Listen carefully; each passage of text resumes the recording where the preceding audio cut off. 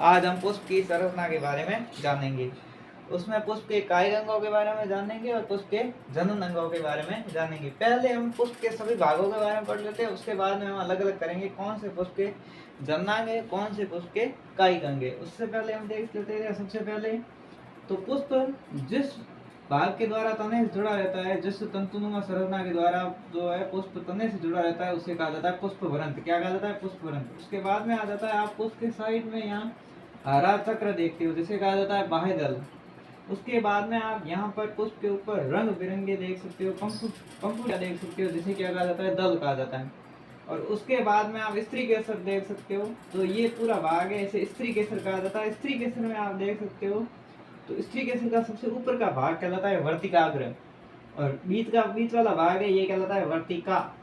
और जो ये वाला भाग है इसे कहा जाता है अंडाशय। इसमें होते हैं बीजांड होते हैं।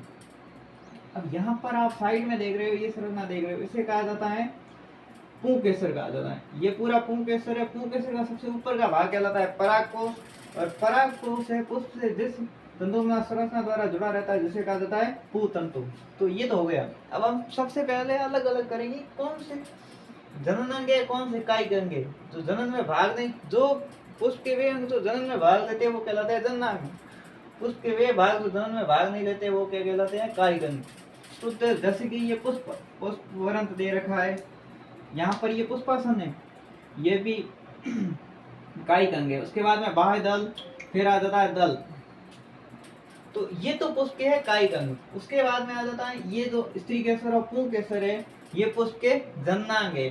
अब देखो हम स्त्री केसर है, स्त्री केसर ये दे रखा है, तो स्त्री केसर के भागों के नाम जानेंगे। स्त्री केसर के सबसे ऊपर का भाग वर्तिकाग्र, बीच का भाग वर्तिका, ये अंडाशय, अंडाशय के अंदर बीजांड होते हैं, जैसा कि मैंने पहले ही बता दिया। फिर आ जाता है ये पुंकेसर है।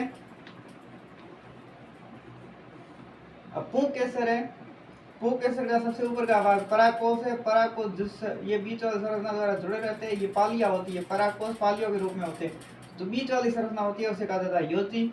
और पहले ही बता दिया, तो परागकोश है जिस तंतुनुमा संरचना द्वारा पुष्प से जुड़ा रहता है उसे कहते हैं पुतंतु। तो ये तो हमने पुष्प के भागों के बारे में पढ़ा। अब हम पुष्प के जो नर जननांग है, पुष्प का नर जननांग होता है पुंकेसर। पुष्प का नर जननांग होता है पुंकेसर, और ये है नर जननांग। और ये जो है पुष्प का स्त्री केसर है, वो पुष्प का मादा जननांग है।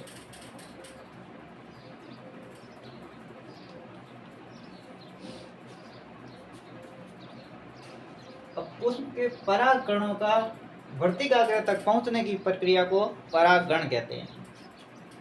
और परागण से फिर यदि परागण है, परागण में फिर नर युग्मक का नाम है परागकण, और जो बीजांड है उनका संलयन होगा तो उनसे बनता है युग्मनज।